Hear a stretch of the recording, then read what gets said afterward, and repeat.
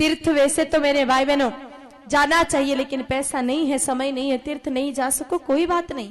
कथाएं सुननी चाहिए, लेकिन हम 3 घंटे बैठ नहीं सकते हैं, कथा नहीं सुन सकते कोई बात नहीं। लेकिन अगर आप अपने माँ बाप की सेवा कर रहे हो तो इससे 4 गुना फल आपको घर बैठे ही मिल जाएगा। और चाहे कितने भी तीर्थ में चले जाओ, कितने ही व्रत कर लो, लेकिन अगर आपने अपने माँ की सेवा नहीं की तो किसी का पुण्य आपको मिलने वाला नहीं है। दिखावा करने का तो हम बहुत करते हैं, लेकिन जहां सेवा की बात आए तब पीछे हट जाते हैं। मेरे भाई बहनों, जीवन भर माँ जिंदा थी, कभी 5 रुपए उस माँ को खर्च के लिए दिए नहीं कि ले माँ ये 5 रुपए तो अपने पास रख, कभी कहीं काम आएंगे, किसी को देने हो या खर्च करना है तो अपने पास रख, ये तो कभी कहा नहीं। लेकिन वही माँ मर जाती है ना तो फिर उसके पीछे सिक्के उछालते हैं लोगों को दिखाने के लिए। जब तक जिंदा थी 1 गिलास पानी कभी उस डोकरी को ले जाकर के पिलाया नहीं, और मरने के बाद उसके नाम का चौराहे पर प्याऊ खुलवाते हैं अपनी हेकड़ी दिखाने के लिए। जब तक माँ जिंदा थी कभी बीमार भी पड़ गई, सड़ के बेचारी मर गई, लेकिन हॉस्पिटल में जाकर के दिखाने जितना समय आपको मिला नहीं, और मां मर जाती है उसके बाद आप दुनिया को दिखाने के लिए उसके नाम के कमरे खुलवाते हो हॉस्पिटलों में। क्या हो जाएगा? मां वापस आ जाएगी? आप सिक्कों की जगह बड़े बड़े 2-2 हजार की नोटें उछाल दो, ज्यादा पैसे वाले हो तो बोलो इससे मां वापस आ जाएगी? नहीं आएगी। सिक्कों की जगह नोटें भी उछालो, प्याऊ की जगह बड़ी बड़ी टंकियां बना लो, लेकिन फिर भी मां नहीं आएगी। और अगर आप मेरे भाई बहनों उस कमरों की जगह बड़ी बड़ी बिल्डिंग भी बना लो तो भी वो मां वापस आने वाली नहीं है। तो जब तक जिंदा है थोड़ी कदर कर लिया करो, मरने के बाद यह दिखावा तो दुष्ट से दुष्ट बेटा भी कर लेता है। जब तक है 2 शब्द प्रेम के बोल लिया करो, उस माँ का थोड़ा सा ध्यान रख लिया करो, क्योंकि क्या चाहिए किसी माँ को? ना अपने बेटे का धन चाहिए, ना रुपया चाहिए, ना पैसा चाहिए, ना गाड़ी चाहिए, ना बंगला चाहिए, कुछ भी नहीं चाहिए, बस 2 शब्द प्रेम के चाहिए। कोई प्रेम से कह ले माँ कुछ चाहिए तो नीना तुझे, कोई तकलीफ हो तो बता दे माँ मैं बैठा हूं।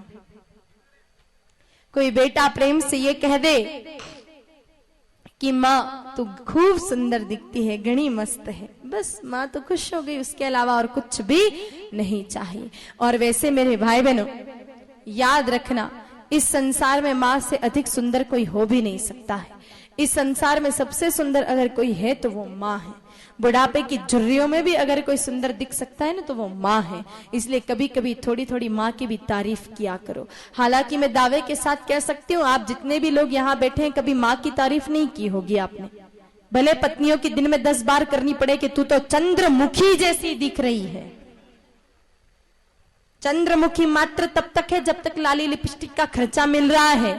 खर्चा बंद होते ही वो चंद्रमुखी धीरे धीरे सूरजमुखी बनके आपको तपाने लग जाएगी, और वो सूरजमुखी कब ज्वालामुखी बनके फट जाए और आपको ही अंतर्मुखी कर दे पता ही नहीं चलेगा।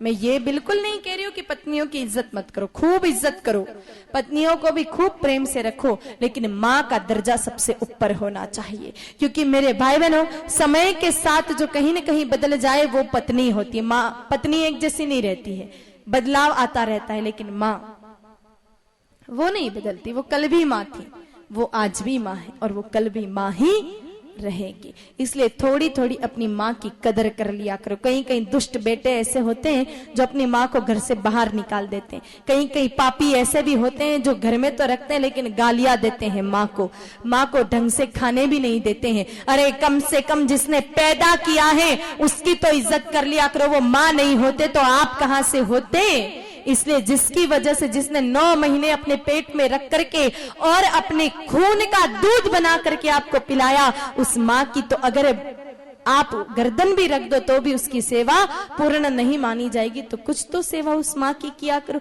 कई सारे दुष्ट बेटे होते माँ से पूछते हैं कि तूने मेरे लिए किया क्या है?